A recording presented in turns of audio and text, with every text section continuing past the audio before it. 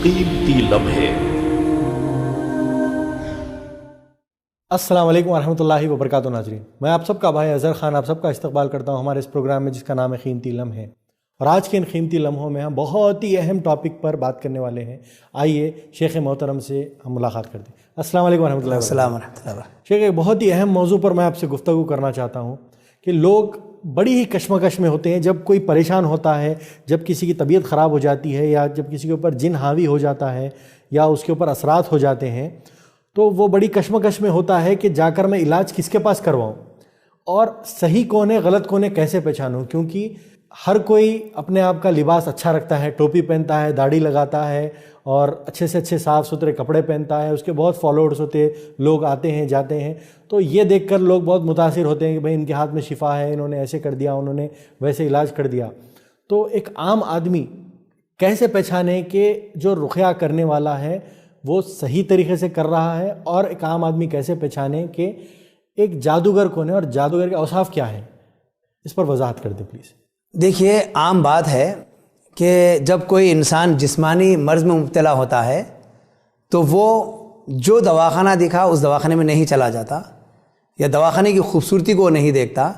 वो कई लोगों से मशवरा करता है कि ये मर्ज़ के लिए मुझे सही डॉक्टर चाहिए, मर्ज़ की तशख़ीस करने वाला, सही इलाज करने वाला, और जान लेते हैं कि इसकी क्या डिग्री है, क्या पढ़ा हुआ है।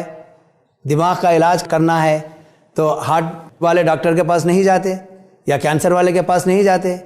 किसी को कोई मर्ज़ है तो उसी का डॉक्टर तलाश करते। तो ऐसे ही रूहानी अमराज में भी पहले किसी के पास भी जाना है तो उसके ताल्लुक़ से सही तरीक़े से मालूमात हासिल करना ज़रूरी है कि ये वाक़ई रुक़या करने वाला है या किसी किस्म का जादूगर है, ये शरीयत के इल्म से वाकिफ़ है या नहीं है, इसका इलाज सही या नहीं है। इसकी तहक़ीक़ पहले कर लेनी चाहिए, इसके बाद ही रुख करना चाहिए। अब रहा मसला कि जादूगर को हम कैसे पहचानेंगे। जादूगर के ताल्लुक़ से तो मैं कहूँगा, जादूगर ये ख़बीस नफ्स वाला होता है, बुरे नफ्स वाला होता है, और सही मानों में ये इल्म वाला नहीं बल्कि जाहिल होता है। और इन जादूगरों के पास शरीयत का कोई इल्म नहीं होता, और इसके आमाल में कुफ्रिया और शिरकिया चीज़ें पाई जाती हैं। गैरुल्लाह से मदद तलब करने वाला होता है, और शैतानों की मदद से ही अपने काम को चलाने वाला होता है। और हकीकी मानों में इसके पास किसी किस्म का कोई गैब का इल्म नहीं होता। और इसकी एक सिफत यह है कि जब मरीज़ उसके पास पहुँचेगा तो अपने तौर पर बहुत सारी बातें अपने मुवक्किलों के ज़रिए से ये गैब की बातें बताने की कोशिश करेगा, उसमें एक आध बात सही निकल जाएगी, जिससे मरीज़ भी बड़ा मुतासिर होगा, इसने ये वाक़या मेरे साथ हुआ है और इसने बयान कर दिया है।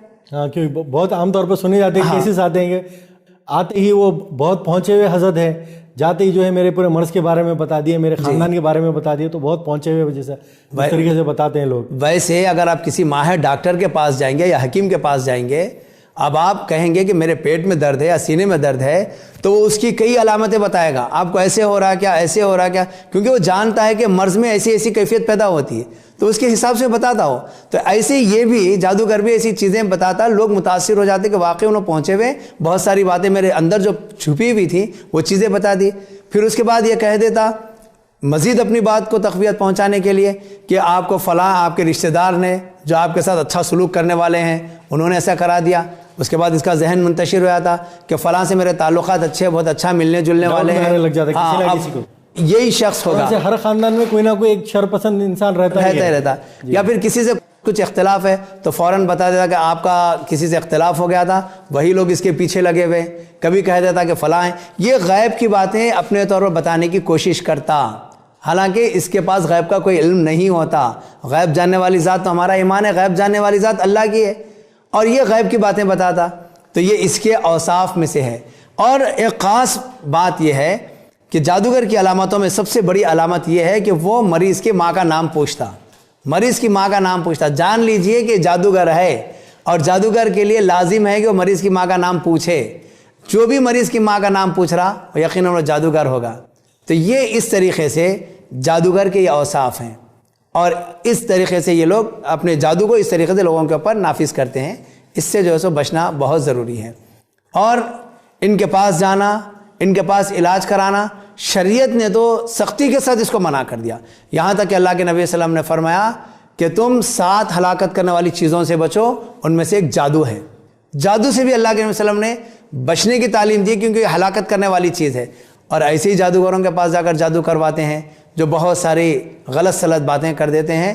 حقیقی معنوں میں ان کے پاس علم نہیں ہے, یہ کفریہ شرکیہ عمل کرنے والے ہیں, شریعت سے ہٹے ہوئے لوگ ہیں. ہم ظاہری ان کے حلیے کو نہیں دیکھیں گے, ان کے جو امور انجام وہ دے رہے ہیں اس کو دیکھیں گے اور اس سے بچنے کی کوشش کریں گے. یعنی وہ پورے 5 وقتہ نمازی بھی کیوں نہ ہو, بڑی سے بڑی داڑھی کیوں نہ رکھتا ہو, بڑی سے بڑی پگڑی کیوں نہ پہنتا ہو, جی, اگر وہ یہ دعویٰ کرے کہ میرے پاس موکل ہے, اگر وہ یہ دعویٰ کرے کہ میں غیب کی باتیں جانتا ہوں, یا وہ غیب کی باتیں جان کر بتا رہا ہے, تو اس کے حلیے پر نہ جائیں اور یہ یقین جان لیں کہ وہ جادوگر ہے. اور جیسے آپ نے بتایا کہ ماں کا نام پوچھا جاتا ہے, تو جب ماں کا نام پوچھتا ہے تو ہم کو پکڑ میں آنا چاہیے کہ جادوگر ہے. پھر جب علاج کروانے جاتے ہیں تو اگر وہ تعویذ گنڈے پلیتے دے رہا ہے, جی ہاں, اس سے بھی تعویذ گنڈے پلیتے دینا, گھر میں گاڑنے کے لیے کوئی چیزیں دیتا ہے, پھر مخصوص جانور منگاتا ہے, مخصوص جانوریں منگاتا ہے, یا پتلے منگواتا ہے, یا مختلف چیزیں, مختلف اشیاء, سب کا طریقہ الگ الگ ہے.